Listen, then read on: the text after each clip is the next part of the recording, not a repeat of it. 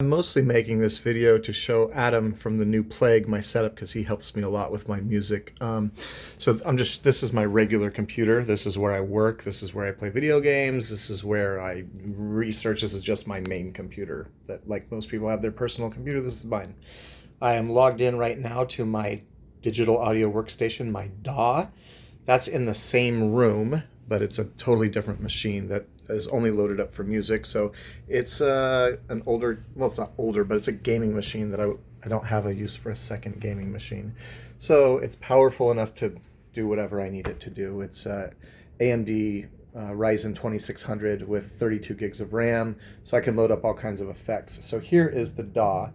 Like I said, remotely logged in.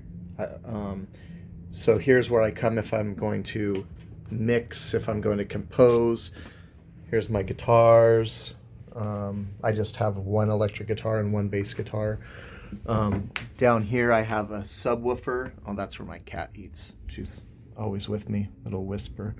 So I have this subwoofer that is tuned with these two studio monitors. They're very small, but I know them well enough to where I'm between those two and this sub, I know what it's going to sound like on any system. So knowing your monitors is so important, more than the quality of your monitors almost.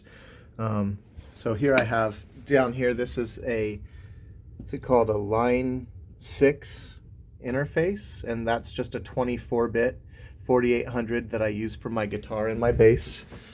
I don't have live drums. I make my drums using a program called Steven Slate drums. They sound very realistic and organic because they're not electronic drums. They're pre-recorded drum loops that you can then use your MIDI to control them as loops or even go in and edit them. So anyways, there's that. This does have a second monitor up here so that when I'm tracking, I use Reason, by the way, so that when I'm tracking, I can have my guitar tuner up here, because there's been plenty of times when I've played a song only to find out later that my guitar wasn't out of tune, something got bumped. And so I like to monitor while I'm doing takes. You know, I'm not a very talented guitarist. It takes me an hour to do the right amount of takes for a 3-minute song, and between that amount of time, setting your guitar down and things, it could go out of tune.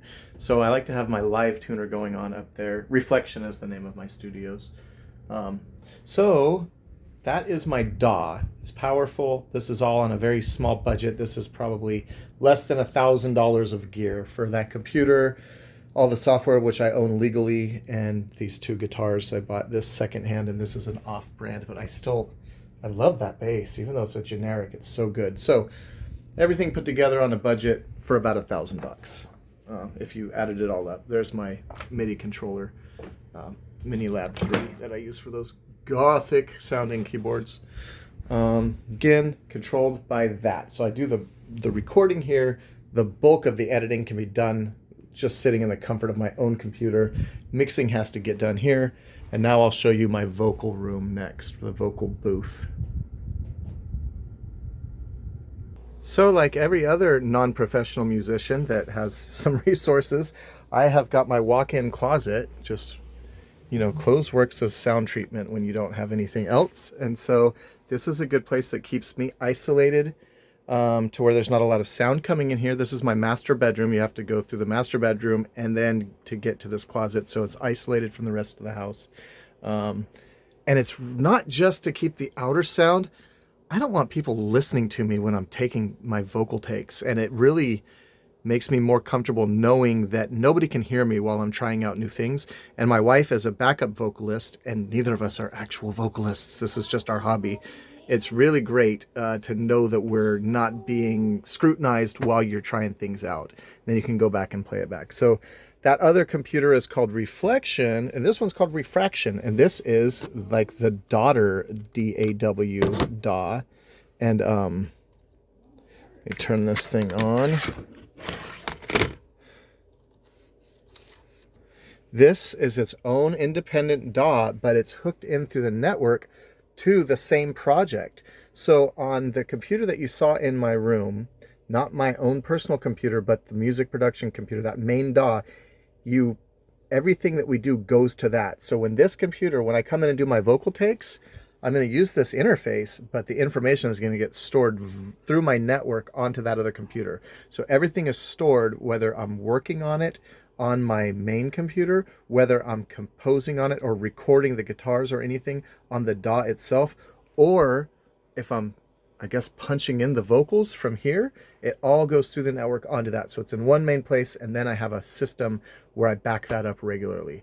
So this is a really good way to turn little parts of your house into a pretty decent studio. And those of you listening, you may not like the the talent of my music because I'm just a hobbyist, and you may not like the genre, but the production value sounds really good to me. And I've listened to it in my car, friends' devices, and it sounds, I think, pretty good for a home studio. So all of this put together, this was donated to me by a client. This is not the most high-end computer, but it's probably a $300, $300 or $400 computer that I upgraded a little bit.